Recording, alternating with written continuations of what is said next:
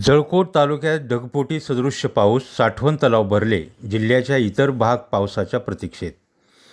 लातूर जिल्ह्याच्या जळकोट शहरासह तालुक्यातील अनेक गावांमध्ये ढगफुटी सदृश्य मुसळधार पाऊस झाला आहे.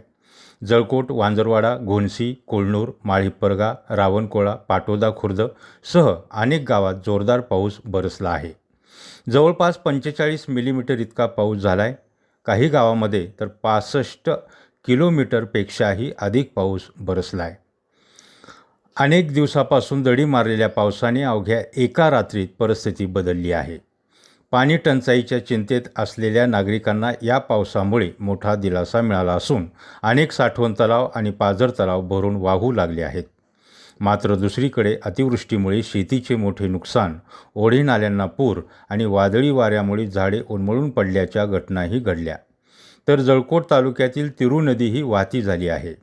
तर काही पाझर तलाव पूर्ण क्षमतेने भरले आहेत. यामध्ये जंगमवाडी साठवण तलाव अवघ्या एका पावसात 80% भरला असून हळद वाढवणा साठवण तलावही सुमारे 80% पाणी साठा जमा झाला आहे. तसेच परिसरातील अनेक तलावातील पाणी साठ्यात मोठी वाढ झाली असून इतर तलावामध्येही 50%पेक्षा अधिक पाणी जमा झाल्याची माहिती आहे. मात्र या मुसळधार पावसाचा फटकाही अनेक शेतकऱ्यांना बसला आहे.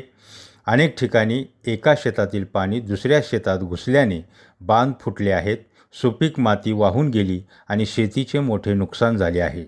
वादळी वाऱ्यासह झालेल्या पावसामुळे अनेक ठिकाणी वृक्ष उन्मळून पडले असून काही घरावरील पत्रेही उडाल्याच्या घटना घडल्या आहेत. दरम्यान कृषी विभागाने शेतकऱ्यांना 100 मिलीमीटरपर्यंत समाधानकारक पाऊस नोंद होईपर्यंत पेरण्या न करण्याचे आवाहन केले आहे. जळकोट तालुक्यात मुसळधार पाऊस झाला असला तरी लातूर जिल्ह्यातील अनेक भागात अद्यापही शेतकरी चांगल्या पावसाच्या प्रतीक्षेत आहे.